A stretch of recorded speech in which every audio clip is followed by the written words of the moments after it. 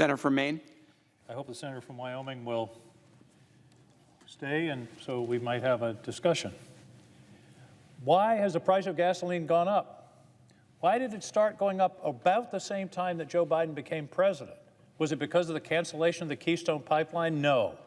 Most of the oil going through the Keystone Pipeline was scheduled to be exported. So I don't think that was it. Was it a pause in leases that wouldn't have produced oil for 3 or 4 years? No. There's something like 8,000 leases that are currently in place that aren't being drilled upon. So I don't think that did it. You know what caused gas prices to go up? The extraordinary recovery that the economy went through starting in early 2021 after Joe Biden became president. One of the quickest recoveries in our history from a recession. If you look back to the recession of 2007 and 8, you see a slow, I call it a lazy U. You see a downward of the recession, and then jobs and the economy came back very slowly over 5, 6, 7 years. The recession recovery from 2021, from the pandemic recession, is a V. And we recovered virtually all the jobs that were lost during the pandemic in the last 14 months. GDP has grown as fast as it has in our history. The economy came back enormously rapidly, and oil was down in 2019 and 2020 because of the pandemic. Demand collapsed. This is Economics 101. Demand collapsed. The price of oil collapsed. And then the recovery came and the demand increased, but the production didn't increase. And let's talk a bit about oil in the United States. In 2021, half of the oil produced in the United States was exported. Did that do anything for our consumers? Did that do anything for the people that were paying higher and higher rates for gas? The White House doesn't set gas prices. Presidents are always blamed for gas prices. I've never heard one given credit when gas prices are low. But the truth is, the price of gas depends upon the price of oil, and the price of oil depends upon the world market, and the price of oil in the world market depends upon supply and demand. I'm old enough to remember the Arab oil embargo in the 70s. Why did prices go up so much? Because the OPEC closed down the source and supply dropped and the price went up. That's economics. So what happened during 2021? The price went way up. The oil companies made the highest profits they've made in 8 years. And what did they do with that money? Demand is resurging. There's a need for more oil. Prices are going up. What did they do? They put $100 billion into buybacks from their stockholders. And they put that much, the combination was $100 billion, buybacks and dividends. They had a choice. Did they put the money into production, which would have reduced the price because we'd have higher supply? No. They made a deliberate choice to give the money to their stockholders to bump up their stock price, which I suspect may have had a positive effect on the executive salaries, but they didn't increase production. That's why we're in this problem that we're in now with high gas prices. And of course, the war in Ukraine has exacerbated that because we're cutting off purchases from Russia, which is one of the highest producers of oil in the world.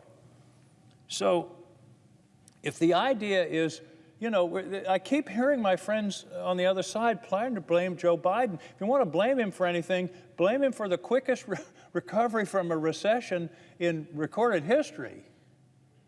And it was the recovery and the increase in demand that wasn't met by an increase in production that's caused these high prices.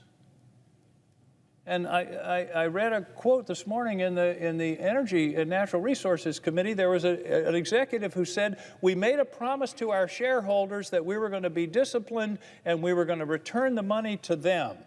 And he said, I guess the choice came down to keeping our promise to our shareholders or being patriotic.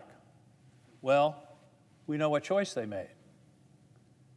So all this talk about the Biden administration war on oil and it's what's causing what's going on at the pump. No, what's going on at the pump is Low supply and high demand. That's what happened in 1972, and that's what's happening now. And that's what happens whenever you get supply and demand out of balance. And as far as exporting LNG to Europe, I'm all for trying to help our European allies. I'm all for it. But we've got to do it with open eyes. The more we export LNG, the higher the price is going to be here in the United States. 7 or 8 years ago, the Australians went big into exporting LNG, and their domestic natural gas price doubled. And that's about what's happened here in this country. 5 years ago, we exported zero LNG production. Now it's about 15%, but with the plants that have been approved, it's going to go up to 25, 30, or 35%. That is going to impact prices here. That's going to be great for producers, but it's going to kill the competitive advantage that low gas prices gave this country. If it's $13 in China and it's $3 here, where do you think it's going to go? And that's what's going on here. This is nothing but economics. And we need to understand that what has happened is the oil industry made a conscious decision last year. I don't mean, it wasn't just, and when I say conscious decision, I mean conscious. They had a choice. Do we invest in production and increase supply, or do we give money to our shareholders in the form of dividends and stock buybacks? They chose the latter, and we're reaping the fruits of that. So I'm tired of hearing that somehow a pause in leases on federal land that wouldn't have produced any oil for 3 or 4 years is somehow the cause of the high prices at the pump. That's nonsense. The cause of the high prices at the pump is a lack of supply. And last year, talk about energy independence, we exported half the oil that was produced in this country. And we had a vote here 4 or 5 years ago, and we were told if you allow, exports were illegal of oil until 4 or 5 years ago. We voted to allow it because we were told, well, this won't really affect us because we've got an excess of supply and it won't affect prices here in this country. Well, that hasn't proven to be the case. So what I'd like to see is for all of us to work together, to think about, I'm aware of policies involving pipelines and those kinds of things, and I believe that we have to make fuel available and energy available to all of our people, but let's be realistic about what's going on and not turn it into a partisan issue. The only partisan issue here is that we had a startling and extraordinary and frankly positive recovery of our economy. But we didn't have a recovery of the production of oil, which leads to the production of gasoline, which means a shortage, which means higher prices. So, Mr. President, I'm delighted to engage in this debate, but I think we ought to really be trying to talk about the facts and try to talk about what's really going on here and what's really causing this problem. And I always want to learn more, and I learn from my colleagues. I noticed that my colleague that just made the speech left, and he didn't seem to want to engage on this, which I think is unfortunate.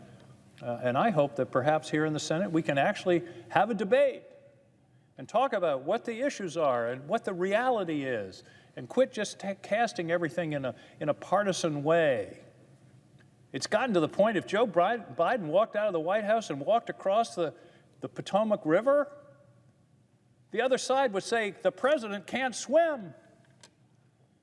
Come on, let's just talk about reality and not make everything into what's good for the administration or bad for the administration. Let's talk about what's really happening. And what's really happening right now is we've got solid demand in this country.